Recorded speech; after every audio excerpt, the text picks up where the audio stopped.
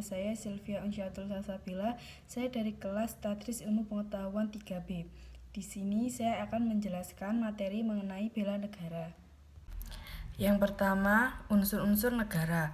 Unsur-unsur negara dapat dibagi menjadi 4 macam, yaitu yang pertama, adanya daerah atau wilayah dengan batas-batas yang jelas.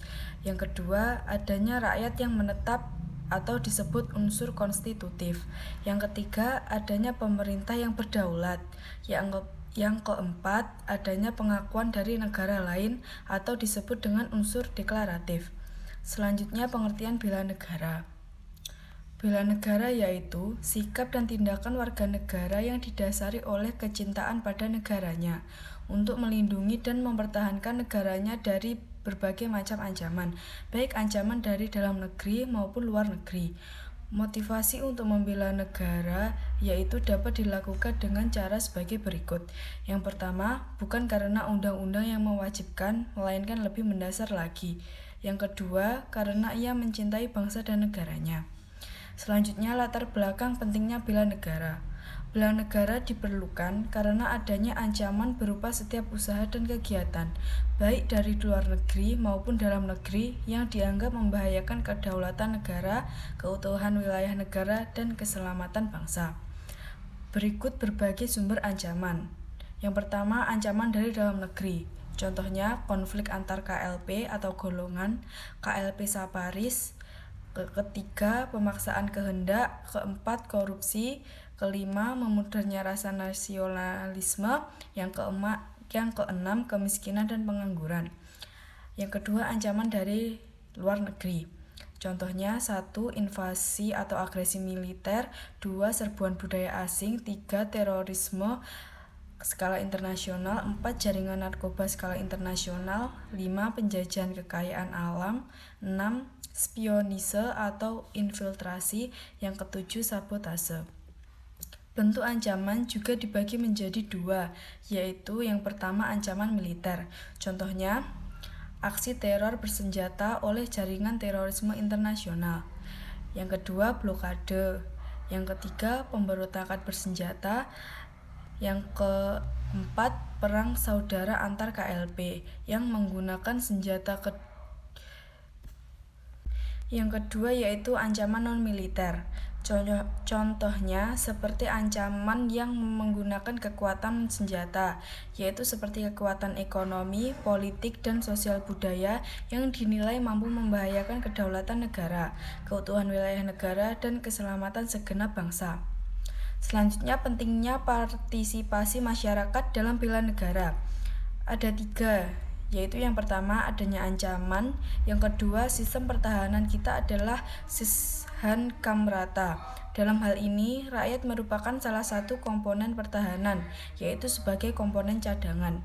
Yang ketiga, globalisasi. Globalisasi merupakan kenyataan yang tidak bisa ditolak, yang merupakan ancaman non-militer, sehingga memerlukan keterlibatan masyarakat secara sungguh-sungguh.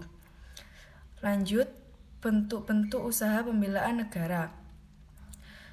Dari Pasal 9 Ayat 2 Undang-Undang Nomor 3 Tahun 2002 tentang Pertahanan Negara, keikutsertaan warga negara dalam upaya bela negara dapat dilakukan melalui cara berikut. 1. Pendidikan kewarganegaraan. 2. Pelatihan dasar militer. 3. Pengabdian sebagai prajurit TNI. 4. Pengabdian sesuai dengan profesi masing-masing. Berikut tindakan-tindakan pelajar dalam usaha bela negara. 1. Tidak terlibat dengan narkoba. 2. Tidak ikut tawuran. 3. Tidak ikut mabuk-mabukan.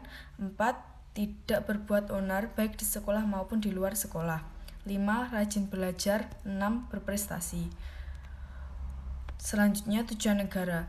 Seperti yang sudah ditulis di pembukaan Undang-Undang 1945 alinea keempat, tujuan negara yaitu sebagai berikut: melindungi segenap bangsa Indonesia dan seluruh tumpah darah Indonesia. 2. Memajukan kesejahteraan umum. 3. Mencerdaskan kehidupan bangsa. 4. Ikut melaksanakan ketertiban dunia.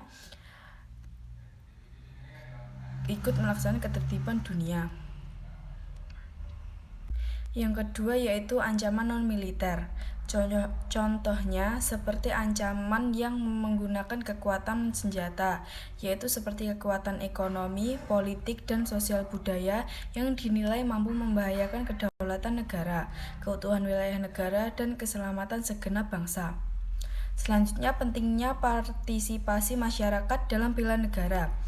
Ada 3, yaitu yang pertama adanya ancaman, yang kedua sistem pertahanan kita adalah Kamrata. Dalam hal ini, rakyat merupakan salah satu komponen pertahanan, yaitu sebagai komponen cadangan. Yang ketiga, globalisasi. Globalisasi merupakan kenyataan yang tidak bisa ditolak, yang merupakan ancaman non-militer, sehingga memerlukan keterlibatan masyarakat secara sungguh-sungguh.